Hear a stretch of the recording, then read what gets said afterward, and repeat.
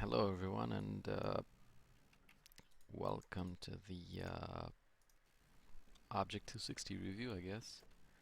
I'm gonna be trying to explain a little bit or show you, because a lot of you guys are wondering if your hard grind for this tank will be actually worth yes, so I can definitely tell you yes.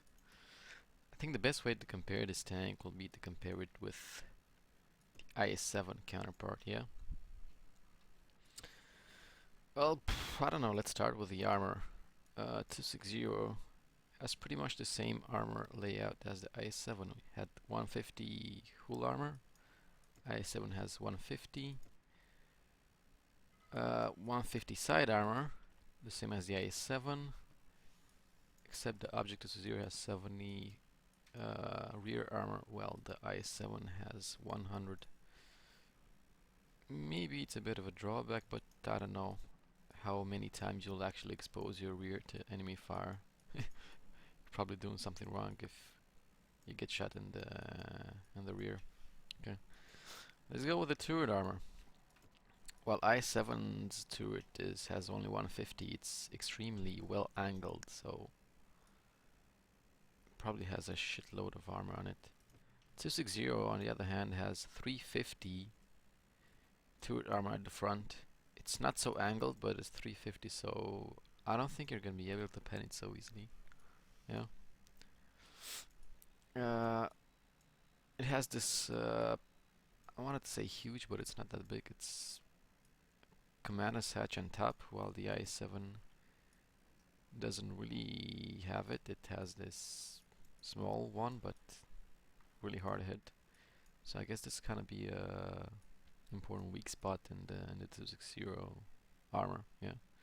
I also noticed that you can get like penned really easy if you shoot around this area, around this bulb on top of the, not just on top and near the turret.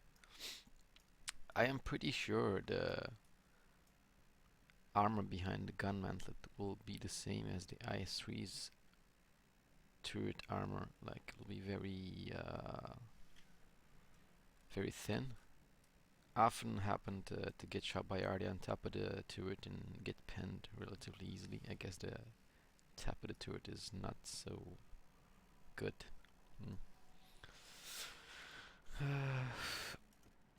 Well, 150 side armor, but it's extremely well angled, so I guess you can like compare it with the IS-4 turret. Yeah, IS-4 turret is really hard to pin from the side. So the 260's turret is pretty much gonna be the same. What else? And I'm looking at it from the front. It looks pretty much the same hull as the i7. Yeah. I think the 260 on the other hand is gonna be, you might actually be able to side scrape with it. The angle seems slightly better than the i7. Yep. I actually tried a side scrape on it and it worked to my surprise. Yeah. Okay, since we're compared to the i7, let's take a look at the speed. The 260 has 60 top speed, the i7 has 59.6, that's pretty much the same. i7 28 traverse speed, 260 28, it's the same traverse speed. The main thing about this tank is it has 1200 horsepower, while the i7 has only 1050. So the acceleration on this tank is gonna be really good. It's really good. Actually performs more like a medium tank than a heavy. But that kinda doesn't make sense because it has armor like heavy tank armor like layout, but the speed and maybe maneuverability of a medium tank, I guess. Yeah. Let's take a look at the gun. Object 260 doesn't have the 130 mil like the i7 does. Instead, it has a 122 mil like the IS4, but there is a trick, a catch, whatever. it's an improved version of the IS-4 gun. This is the 260 gun, this is the IS-4. You can already see the 260 has slightly better rate of fire, 0.22 better rate of fire. It has 2 more penetration with normal shells. One other fact about this is Object 260 fires APCR at standard ammo, which means the shell velocity is going to be greater, but the normalization will be worse than AP shells. That shouldn't be much of a problem anyway.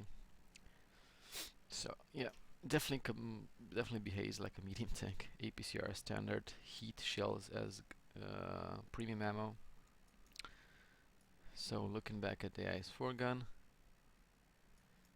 2 extra pen on the standard rounds, 340 heat pens the same, 68 average, 68 penetration on high explosive. The same average damage. 260 gun though has better dispersion than the IS-4 gun, 0.2 better, and also better aim time. Object 260 has 2.5 aim time while the IS-4 has 2.9. So as a small summary, Object 260 is a faster, more mobile IS-7 with a much better gun than the IS-4. Also has better DPM than the IS-7. Yeah. I don't know. It's like a lot of the good stuff actually went into this tank. It's a very good combination. I at this point I think it's the best. It's the best heavy tank in the game, no doubt. It has the best combination of mobility, firepower, and armor. So hands down, it's gonna be the best. But you might say it's OP, yeah. But considering the hard grind, you gotta go for it. Can definitely tell you that if you're grinding for this tank, your hard work will pay off at some point. But that pretty much sums it all, I guess. So we could talk more about the armor. I guess it has the same strip of spaced armor like the IS-7. Yeah. I don't know. Has really good ground resistance. I don't have tank inspector and shit, so I'm just gonna tell you like how I felt it. It has less hit points than the IS-7, 50 less hit points than the IS-7, and it also weighs less than the IS-7. View range is the same. Yeah. Oh, enough of the chit chat. Let's look at the replay. Okay.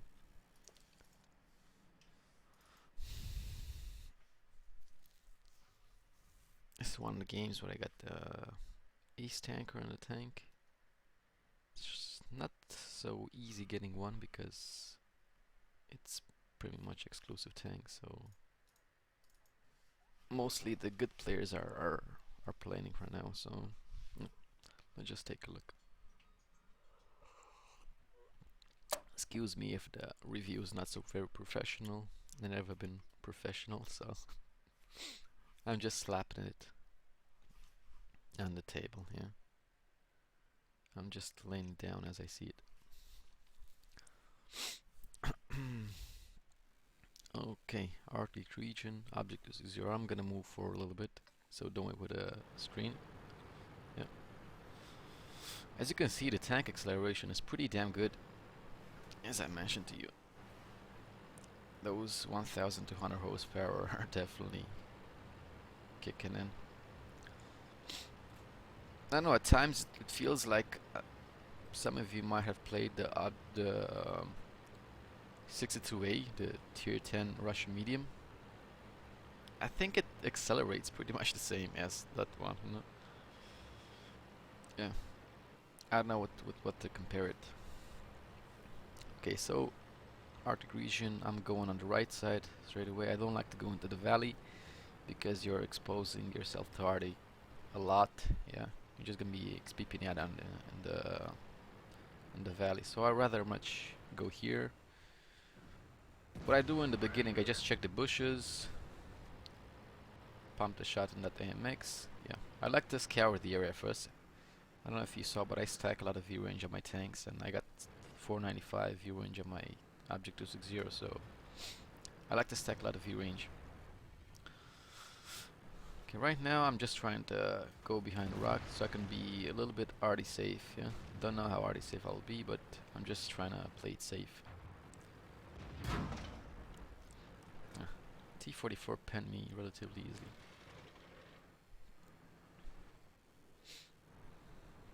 I'm just trying to play it safe. As I said, this tank definitely does not like arty. I've been constantly hit by arty by 1k plus shells, you know? It's once arty, and like relatively low tier arty, once it lands the shell on top of your turret or on the engine deck, you're pretty much busted.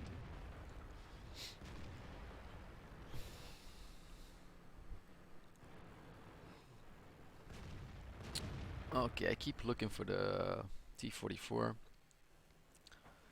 He keeps popping out, but I don't really have time to shoot him. Yeah, I'm still staying behind the rock to be already safe. It's really frustrating, I guess, once you grinded this tank so long to get pelted by arty so easily. Okay, so now I decide, I see there's a 50B coming in, and Leopard is being really aggressive. I decide to go on the right side and try to push them back a little bit. I decide to go push them back a little bit. There's a pattern too here, so I start brawling with them right now. I keep pulling back after I shoot to avoid getting shot by them, and to create, I guess, kinda chaotic movement for the arty so they don't hit me so easily. Alright, now I got shot in the front plate. It's fairly easy to hit it from the side, I guess, yeah, because of the angles.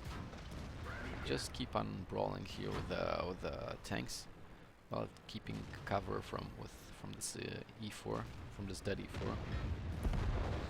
Okay, I decided to kill the Leopard. One less gun in the game, more chances for me to survive.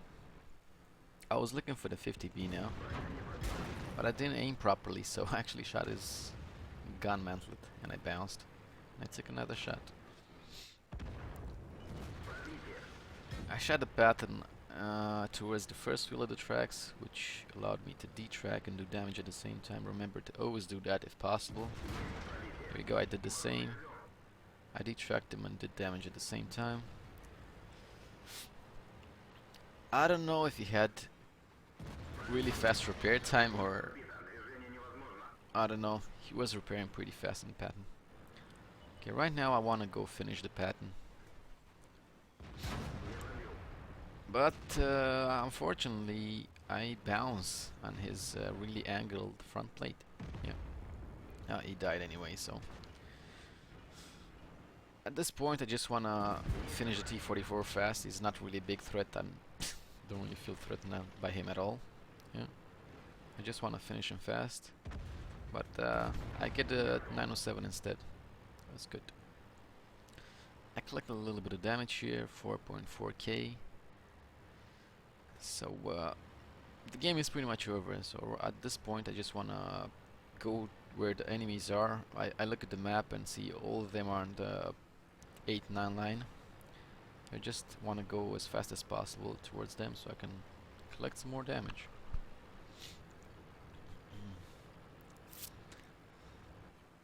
I notice this tortoise.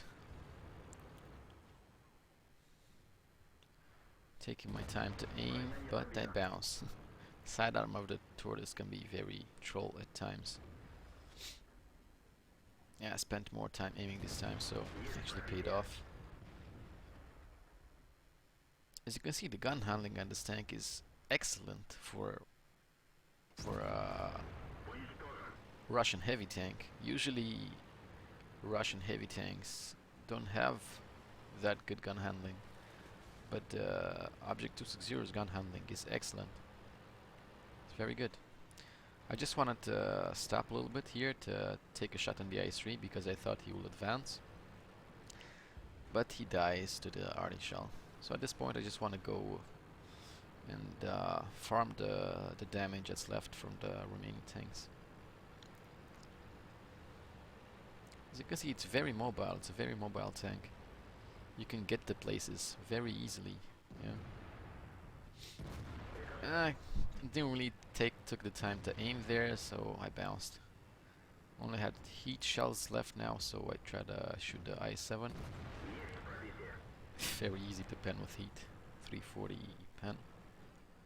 Yeah. At this point, I just want to shoot E75 in the turret, but I bounce.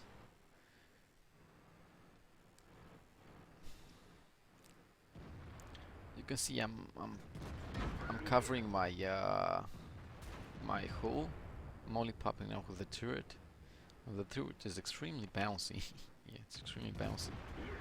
So at this point, I'm just trying to collect damage while being safe. I notice the I-7 keeps pulling back a lot of the time and expecting me to go out. So I'm still playing it safe while still doing pretty good damage at this point. Yeah.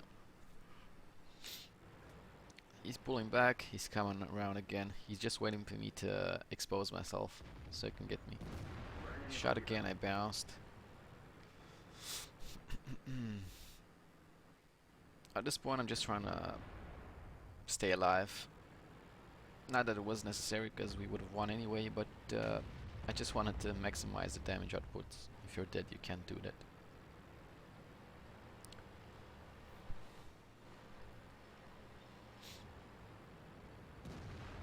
Oh, so game ends. We finished with 6.9k damage almost and 3 kills. I hope you guys enjoyed it. I'm gonna say it again for the ones who are grinding this tank. Will definitely be worth it. You'll not regret it. You're actually grinding a good tank for once. So have fun grinding your 260. Thank you for watching.